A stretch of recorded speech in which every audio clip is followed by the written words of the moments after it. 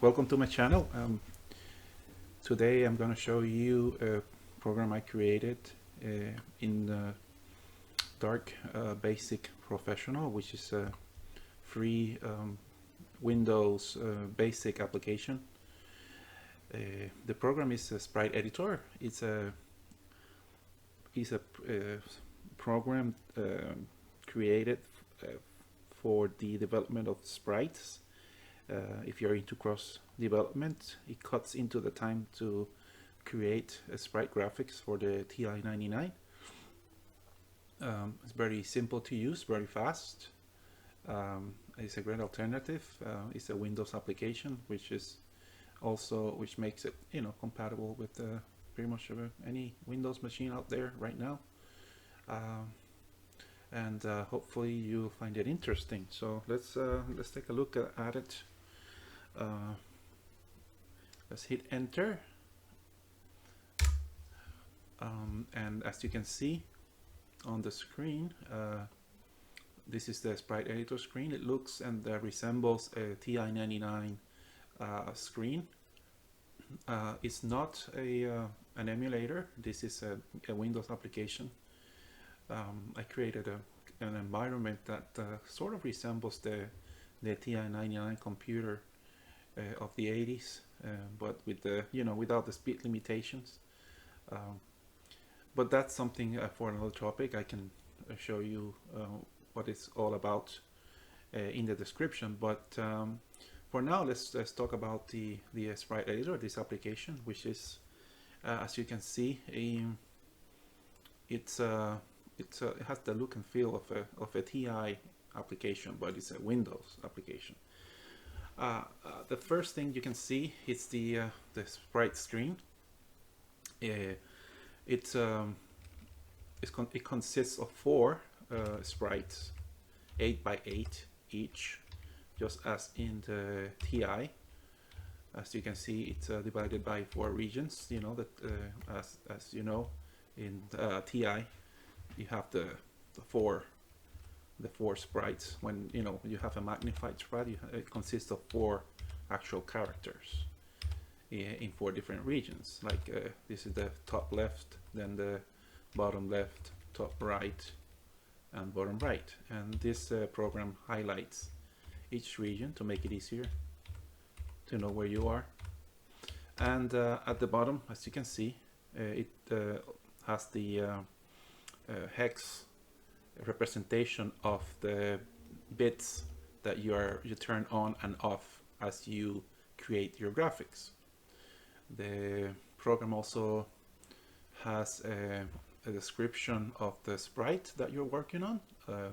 This is a sprite 1 of 28 sprites that you can handle or manage in the program.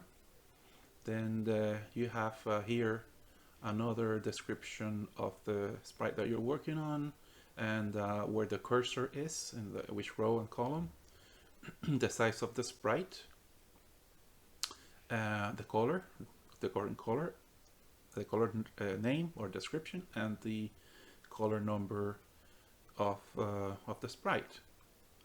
Then we have the F1 help button here. You can hit F1 and you can see the main functions of the sprite editor. Here, these are, I think, most of the functions, but not all. I could fit them all in one screen, but I'm going to show you all the functions of the sprite editor as we move forward. So as you can see, you use the arrow keys to move the cursor, but you can also use an Xbox controller if you feel more comfortable. I have a document here that shows you the functions that you can use in the sprite editor with the Xbox controller. So it's very user-friendly, I guess. So let's go back and let's try using it. So you move with the cursor keys, and then you turn on and off the bits with the spacebar. like this. You know, if you turn on and off, it will turn on and off the bits, and you can see that the system keeps track of the character definition at the bottom, and it tells you where you are.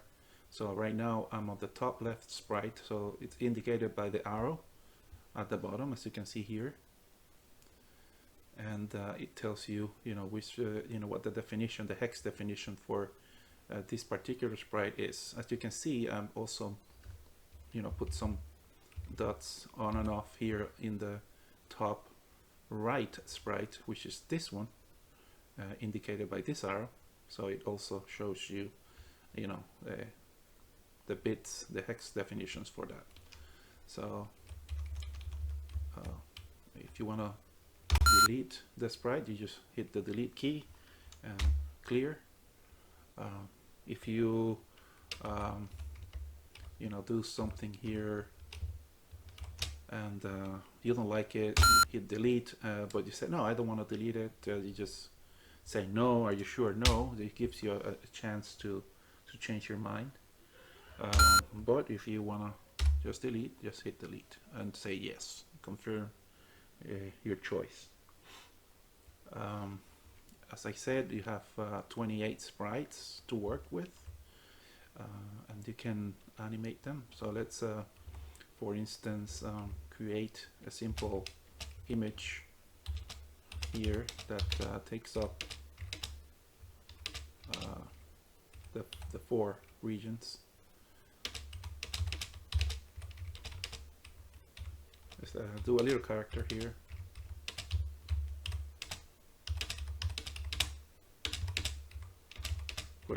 Put some arms here.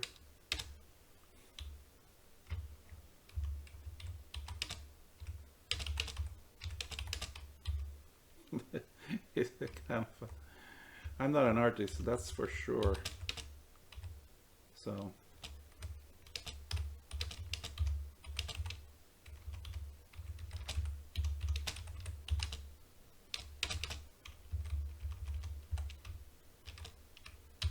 something simple here.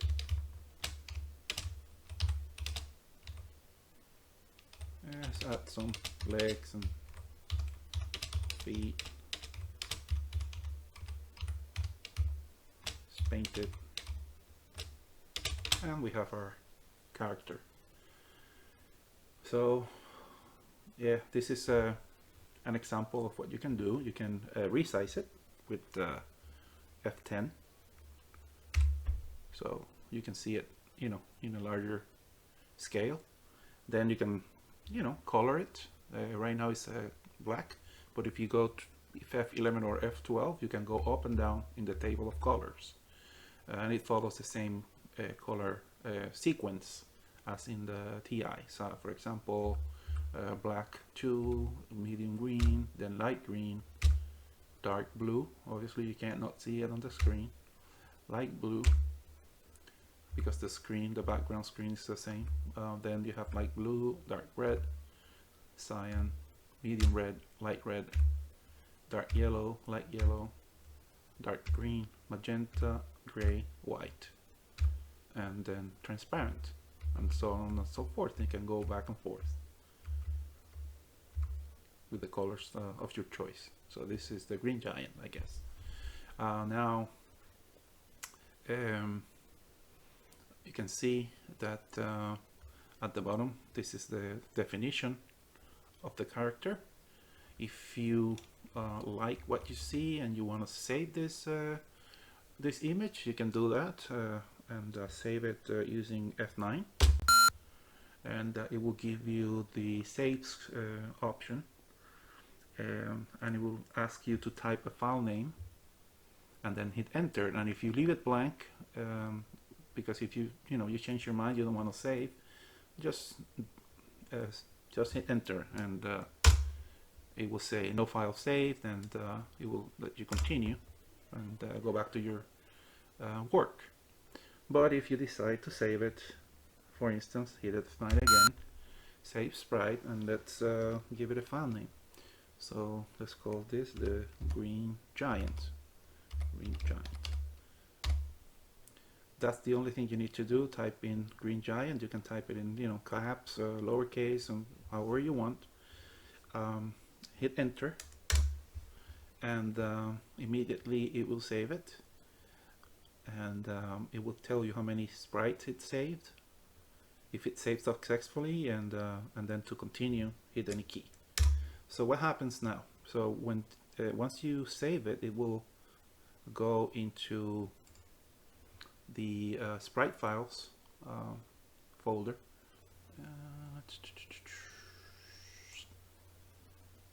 Sprite editor, sprite files. Here it is, the green giant. So once you as you can see, all sprite editor files has a file extension of sped, like a sprite editor.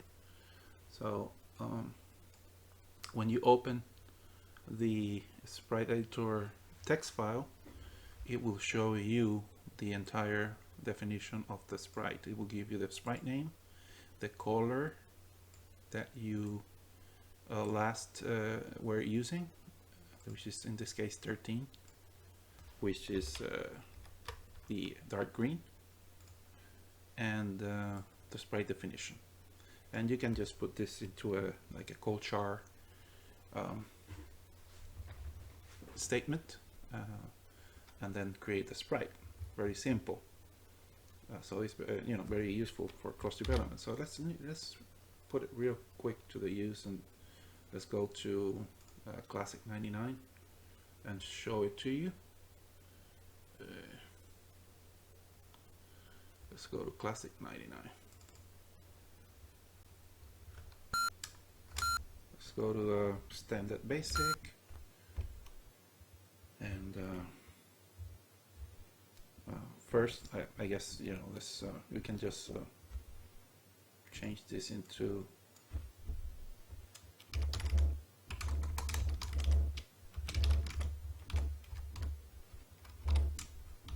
character.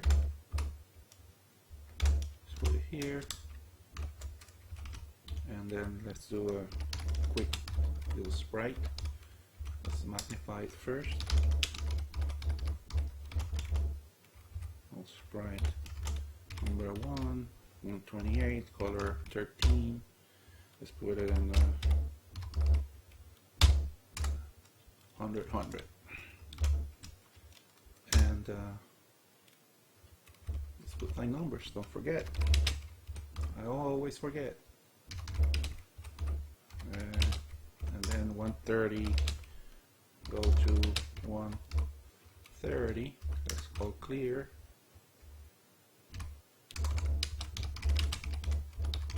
Just for, and let's put it here.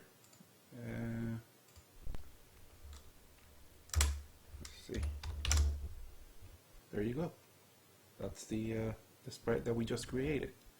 Too small, we can just magnify it to 4 and paste it here.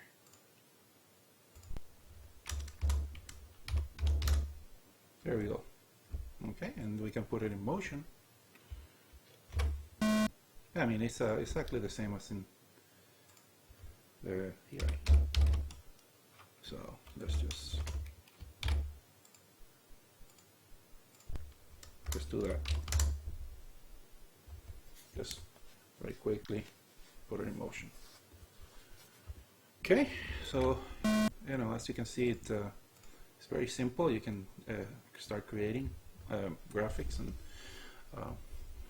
going back to the sprite screen, let's say we want to animate this sprite. All right, let's copy with the, as you can see with F1, the copy is you hit C. It will make a beep. It puts the sprite in a buffer. You move to the area where you wanna copy it. Let's do number 2 and click P, and it created an exact copy of sprite 1.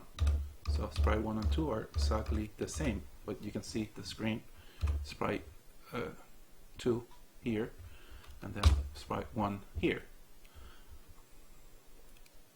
So for sprite 2, let's make a small tiny little change to give the illusion of animation. So now we have sprite 2. Let's do this. So sprite 1 and 2 are different now, and the definition changes slightly. And if I want to see it in before putting it into a program, I can just hit backspace in the sprite editor, and you can see the animation right there.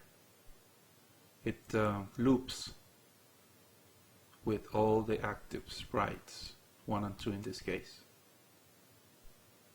So you can see the animation, and then you hit any key and it goes back. So as you start developing more and more sprites, you can also rename the sprites to make it easier to keep track of them. Like for example, in this case, this is a green giant, but if I were to mix it with other sprites, it's easier. Instead of putting SPR01, SPR02, 3, 4, it's better to give it a more familiar name, and you can do that with rename, with that R. If you do R, just rename, it will give you a prompt, and you just type the name you want to give the sprite. In this case, I'm going to call it giant 01, and then hit enter, and it renames it. Then the second one obviously stays at this SPR02, so we want to do that to the second sprite as well, and rename it to giant 02, and there you go.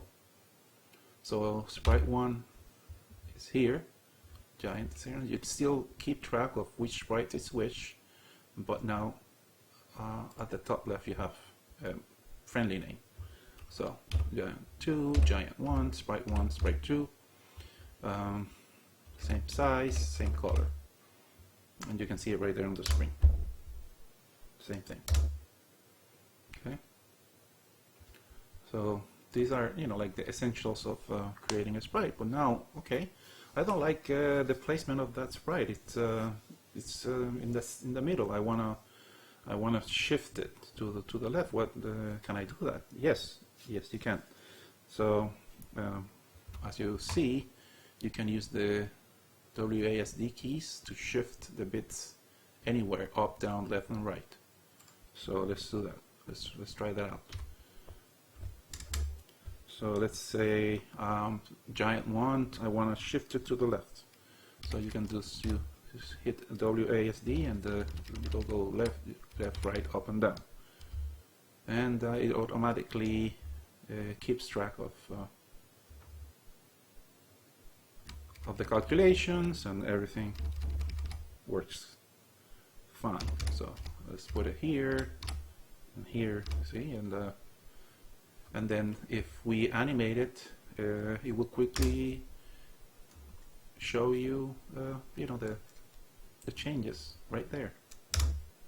So if you want to keep consistent placement, you can just either copy again the giant or shift it manually here. So there you go. You can just do that. It's just the same thing. What else? Then we have go back to F1. We have already seen the copy, the paste, the shifting of the bits, renaming of the sprite, deleting and moving around with page up and page down. let's do mirror. Let's mirror the sprite. What exactly is mirror? Well, mirror is exactly what happens when you look into a mirror. It's kind of like a opposite mirror image of the sprite. So let's try it out. Let's do a third sprite here, and let's do, for example, this image. So you can see what exactly mirror means.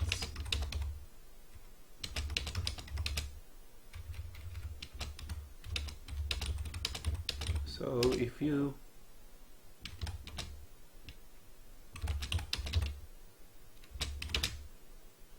mirror this number, see, it will do a mirror image of it, like that, very quickly, and makes the calculations, and all set. Then if you want to shift it here and put it here and do the mirror, there you go, very quick. So that's mirror. Then we have reverse. That's another very nice option. If it basically turns all 1 bits into zeros and all zeros into ones. So let's do that and put it in action. So let's do the reverse. Boom. Immediately turns the image into a reverse. And you can do this with the giant too. You can do a giant and then just reverse it, and it immediately shows you the results, and here too.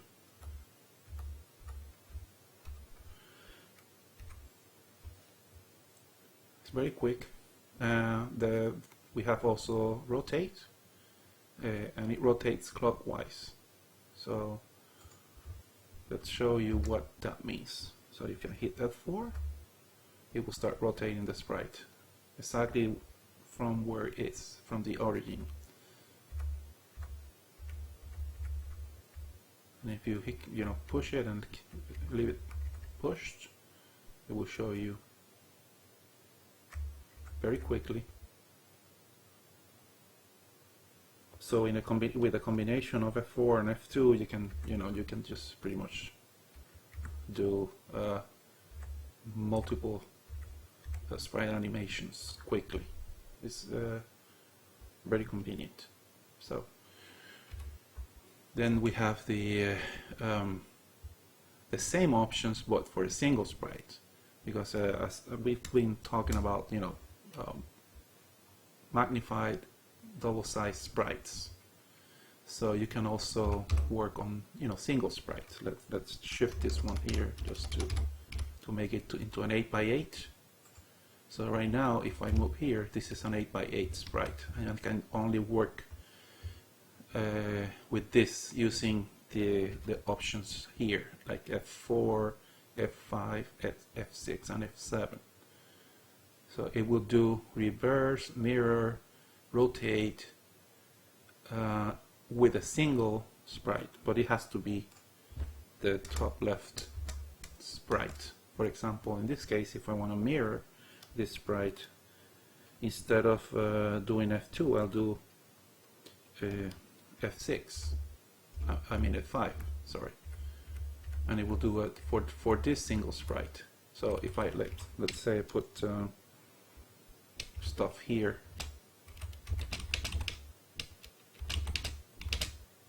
it would not touch this. It would touch only this guy here.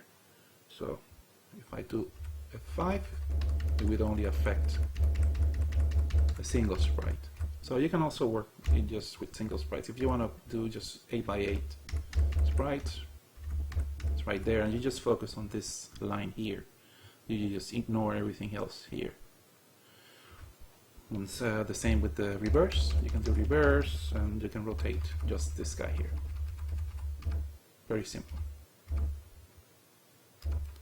So it gives you that convenience as well. That convenience. So let's delete this.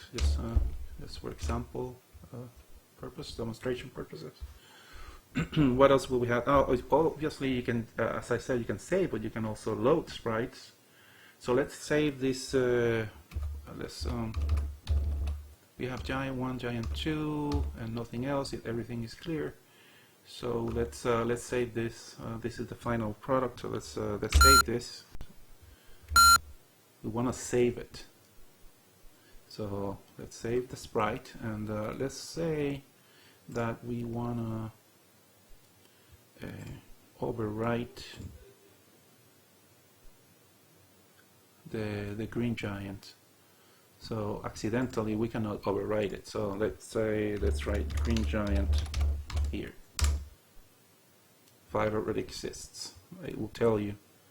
You have to be very careful. You have to watch for these messages, because if you just hit enter and ignore the message, you may think it's saved, but it's not. So it already exists. So it will ask you to write to type it again. So I'll just do green giant 2, and now it will tell you successful 2 sprites this time, and then hit any key. And when you go back, here it is. And since I saved it with caps, it will give you all caps. And if you go to the file, it will show you the new sprite names and everything. So let's change the definitions in the program. So let's do this.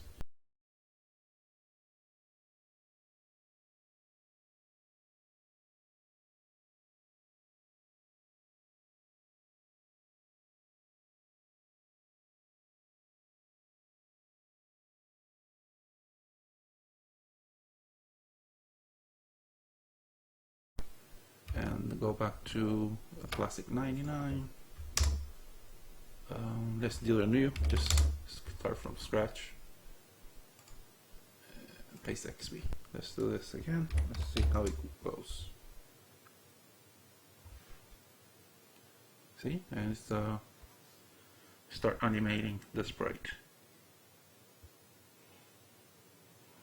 So it's a very simple, quick way of doing your cross development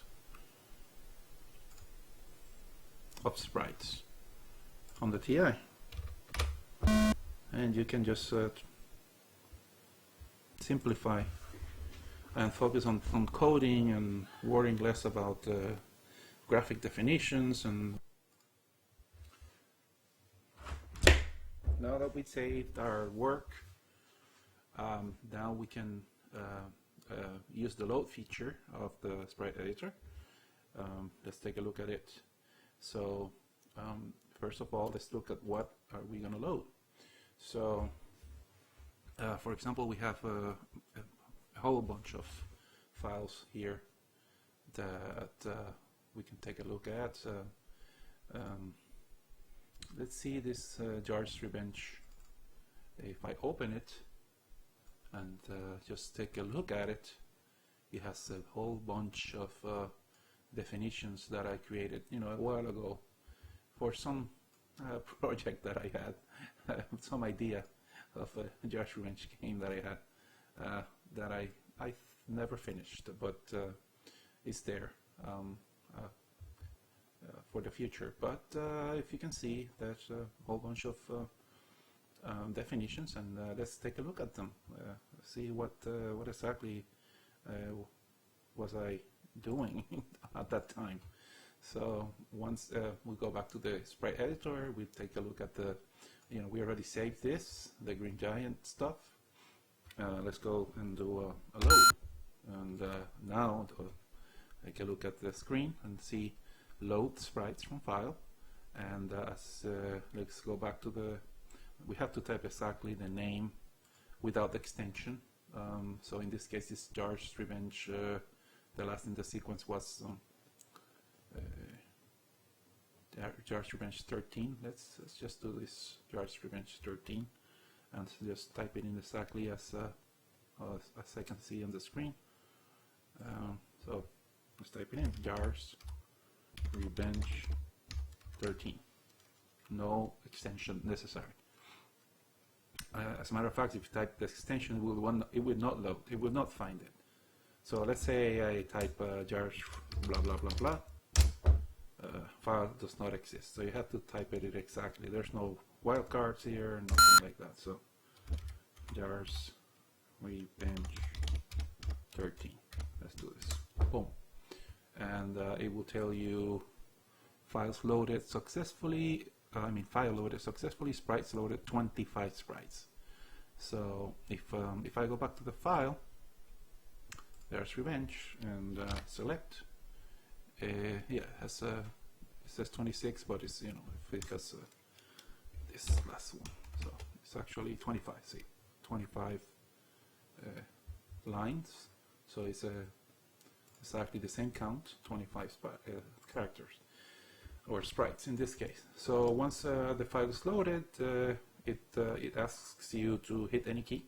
You hit the key, and you go to the screen. And in this case, there are multiple sprites of, you know, different types. Let's go page up and page down. So it's you know, the jar in 4 different positions. In this case 4. But I also have the diagonals somewhere. This is the quartile, the missile, the jar missile, the swirl from Jar's Revenge, for those of you who are familiar with it. This is a multicolor sprite. This is not for the regular TI-99. This is for my TI-99 system. So, but these are regular sprites. So this is the second animation of the jar, and then we have the diagonals, and the second animation for the diagonals right there. So 26 sprites, and I mean, if you want to just look at the animations, you can just do that and see them in action.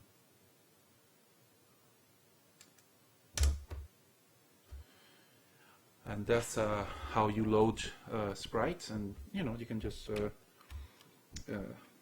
load another file. Let's take a look at another load sprites. You just type F8. Let's look at the folder.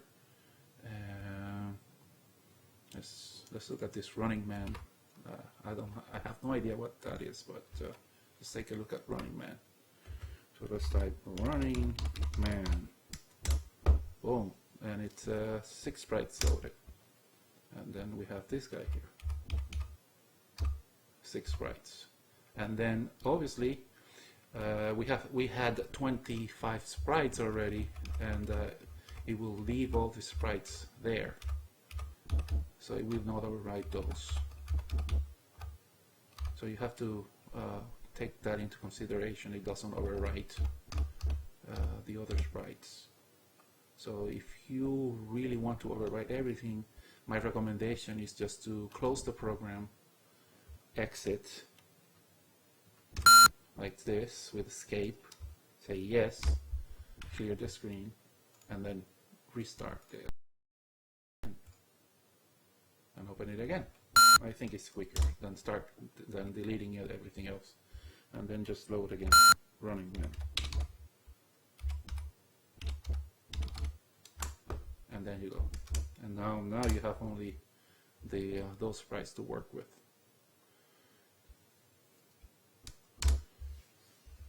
So that's the sprite editor in action. Let's see. Hopefully, I didn't miss anything for in terms of the functionality. The only thing I could say, you know, the sprite definition files obviously include, you know, always the 4 sprites. So, for instance, if you create a scene single sprite. Let's erase this guy, and just create a block here, a hollow block like this, and let's save this as block. It will save the 6 sprites, right? But the first one is a single sized. Let's take a look at that, sprite 01. So let's look at the file block.sprite editor file. So when we open it, as you can see, this is the first 16 characters are the block character definition, and then the rest is zeros. So you can either copy the entire thing into a call chart statement, or just copy the first 16. It's up to you. It's all the same. So, but just for consistency, the program creates the entire 64 character hex definition, and with the sprite name and color. That's pretty much what the sprite editor is. Hopefully this program is useful for you. And if you have any comments, just let me know.